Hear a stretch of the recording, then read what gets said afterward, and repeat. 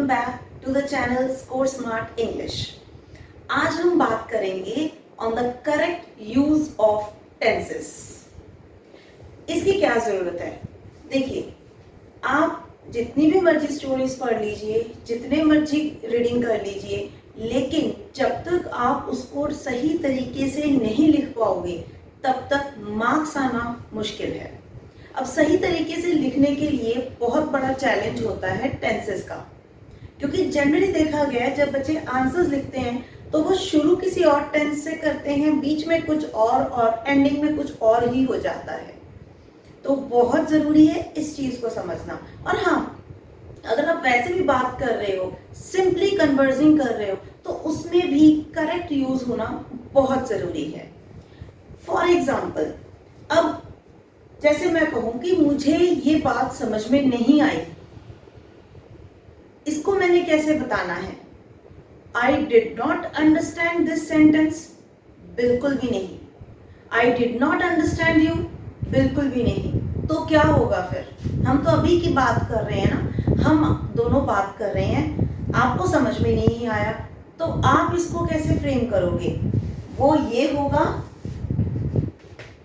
I have not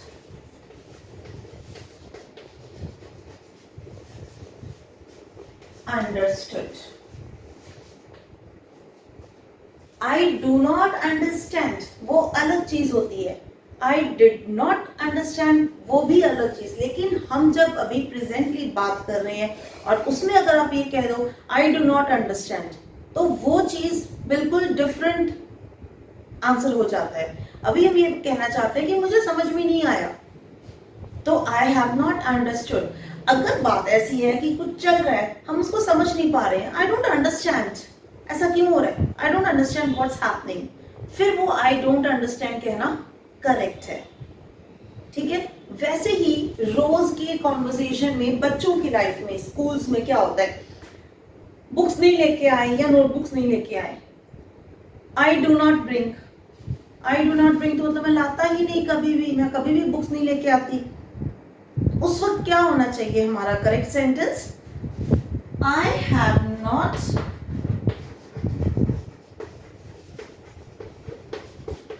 brought my book। तब ये बनेगा आपका correct sentence, I have not brought my book। Similarly, I have eaten my meal, I have talked to her, I have taken my test। तो ये सारी जो बातें हैं ये हम प्रेजेंट के लिए बोल रहे हैं कि ऐसा हुआ है, हम ऐसा कर चुके हैं। पर यही बात अगर हमने कल की होती, हमने परसों की होती, लास्ट मंथ की होती, फिर I did not यूज होता। I did not go there, मैं वहां नहीं गई थी, फिर वो बात बनती। पर कभी भी प्रेजेंट वाली किसी सिचुएशन में जो कि अभी के लिए ट्रू हो, उसमें हम कभी डिड नहीं लगाएंगे और ना ही हम उसको डू नॉट में लगाएंगे। ठीक है, तो ये बड़ा बेसिक सा सेंटेंस था जो कि जनरली बच्चे या कोई भी, आप, मैं, कोई भी, इसमें हम एरर कमिट करते हैं। बढ़ते हैं अगले सेंटेंस की तरफ। अब सेंटेंस है, I did not write the letter yet। अब देखिए, इसमें छोटा सा एक वर्ड है जिसकी वजह से ये पूरा सेंटेंस जो है इनकरेक्ट हो रहा है हमारा। I did not write the letter yet। अब ये जो yet है, अभी तक मैंने लेटर नहीं लिखा है, तो अभी भी होगी ना हमारी प्रेजेंट वाली बात। तो हम इसमें भी जो डिड है वो नहीं लगा सकते, तो फिर क्या लगेगा? I have not written the letter yet। Present के लिए ये बात सही है, I have not written the letter yet। ठीक है, तो अब इसी बात को I have not taught you this, मैंने तुमको नहीं पढ़ाया है ये, तो ये क्या हो गया, हैव नॉट के साथ हम यूज कर रहे हैं। देखिए ज्यादा कौन सा सिंपल पास्ट में क्या रूल लगेगा, उसमें क्या रूल लगेगा, जितना आप रूल्स के पीछे भागोगे टेंसेस उतने ही मुश्किल होते जाएंगे। अगर टेंसेस रूल से होते कि रूल्स लर्न कर लेंगे और टेंसेस हो जाएंगे, तो मेरे हिसाब से ये एक ऐसा टॉपिक है जो आज सबको आता होता, सारे ही परफेक्टली हर टेंस को सही यूज करते हुए आगे बढ़ते, पर ऐसा नहीं है। 10 में से 7 लोग, चलो हम 7 ना से 5 मान के चलते हैं, 5 लोग ऐसे हैं जो रूल्स के पीछे भागते हैं और फिर उनकी प्रॉब्लम होती है, हमें टेंसेस नहीं आते। तो टेंसेस में इतना भी कुछ नहीं है, सिर्फ थोड़ा समझने की जरूरत है। इतना क्लियर हुआ? बढ़ते हैं आगे।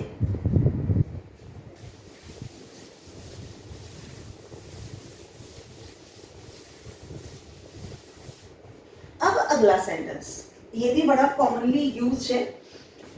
अब जैसे मैं कहूं I am teaching you from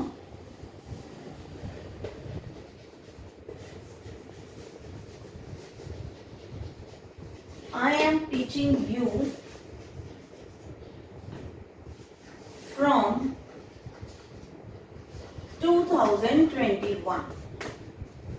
अब ये सेंटेंस है, जनरली यही बोला जाता है ना? आपको भी लग रहा होगा बहुत सही है, पर बच्चों ये बिल्कुल गलत है। I am teaching you from 2021 का क्या मतलब है? मैं तुम्हें पढ़ा रही हूँ तब से, तो तब से वाले में कभी भी am नहीं यूज होता है, तो क्या यूज होगा am की जगह पे? I have been teaching you since 2021, ऐसे बनेगा। I have been यूज होगा यहाँ पे, ना कि am। ठीक है? I have been studying in this school since nursery. She has been studying with me for 10 years. तो इस तरीके से have been यूज होता है, am नहीं यूज होता या are यूज नहीं होता। We are studying together from grade 3. Now we have been studying. ठीक है? Next sentence. I had written a letter yesterday.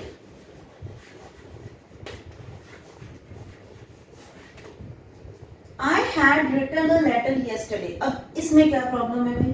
सही लग रहा है? नहीं, ये भी गलत है। यहाँ पे क्योंकि yesterday आ गया, तो यहाँ पे अब डिफाइंड है, ये कल की बात है, तो बिल्कुल भी had written नहीं यूज होगा। I wrote a letter yesterday. Time specified हो गया इसमें। ठीक है? अब हम बात करेंगे एक ऐसे टेंस की जहां पे बहुत ज्यादा गलतियां होती हैं, वो है सिंपल पास्ट और past perfect.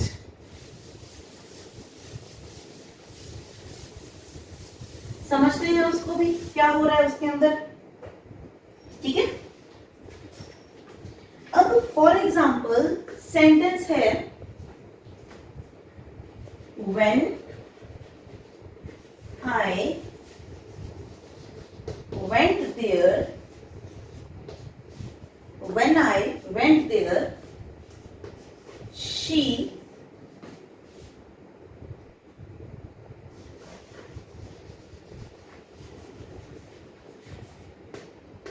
finished her work।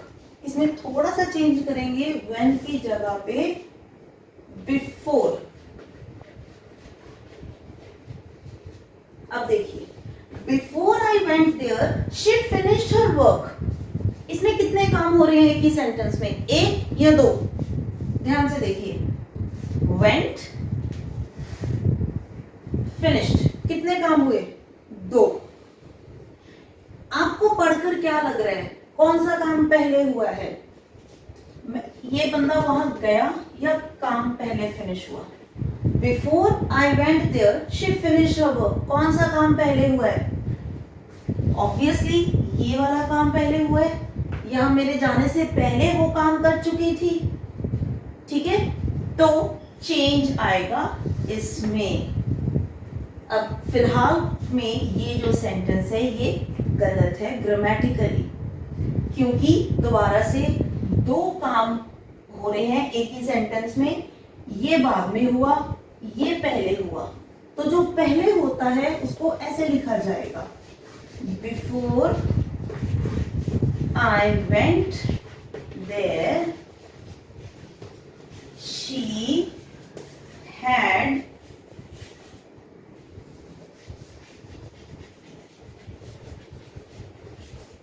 finished her work. Before I went there, इससे पहले कि मैं वहां जाऊं, मेरे जाने से पहले वो अपना काम कर चुकी थी। तो पहले काम क्या हुआ? पहले ये वाला कोर्स ऑफ एक्शन हुआ है, उसके बाद ये। तो इसलिए यहां पे यूज होगा हैड के साथ वर्ब की थर्ड फॉर्म। देखिए क्लियर हुआ? इतना हमें समझ में आया? जब पहले भी टेंसेस की बात की, वो पॉइंट्स और ये पॉइंट्स समझ में आए? ठीक है, अब एक छोटा सा ट्रिक बताते हुए मैं इसको एंड करूंगी। बच्चों देखिए, एक चीज तो मैं आपको पहले भी बोल चुकी हूँ कि रूल्स के पीछे मत भागिए, उसको समझिए, बहुत ही इजी है। अब जो मैं ट्रिक बताने जा रही हूँ उसको नोट जरूर कीजिएगा। वो ये एच से होता है हैज। हम तीनों ऑक्सिलरी वर्ब्स की बात करेंगे। H has, H have, H had. कितने हुए ये? 1 2 3। ठीक है, अब H की फैमिली में 3 हेल्पिंग वर्ब्स हैं, तो इसलिए इनके साथ हमेशा वर्ब की थर्ड फॉर्म लगाइए। बहुत इजी हो जाएगा आपके लिए आंसर्स लिखने में भी। जैसे मैं 2 एग्जांपल्स देती हूं, 2 या 3। She has done her work. We have understood this.